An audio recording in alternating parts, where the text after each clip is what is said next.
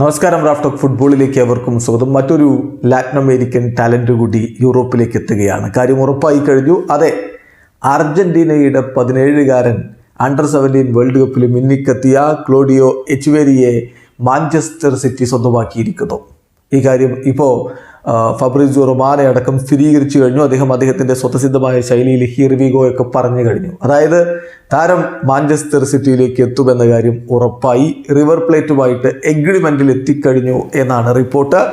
2006 ജനിച്ചിട്ടുള്ള താരം വളരെ മികച്ച പ്രകടനമാണ് അർജന്റീനയുടെ ഏജ് ഗ്രൂപ്പ് ടീമിലൊക്കെ കാഴ്ചവെച്ചിട്ടുള്ളത്.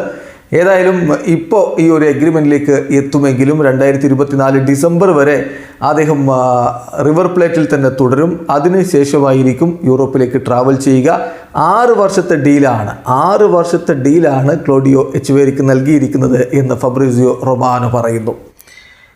2006 ജനുവരി 2 ജനിച്ചിട്ടുള്ള ക്ലോഡിയോ എച്ച്വേരി റിവർ പ്ലേറ്റിലൂടെയാണ് തൻ്റെ യൂത്ത് കരിയർ ആരംഭിക്കുന്നത്. പിന്നീട് അവരുടെ സീനിയർ ടീമിൽ അദ്ദേഹം കളിച്ചിട്ടുണ്ട്. അർജന്റീനയുടെ അണ്ടർ-17 ടീമിന് വേണ്ടി 20 അന്താരാഷ്ട്ര മത്സരങ്ങൾ കളിച്ചു. വേൾഡ് കപ്പിലടക്കം മികച്ച പ്രകടനം നടത്തിയിട്ടുണ്ട്.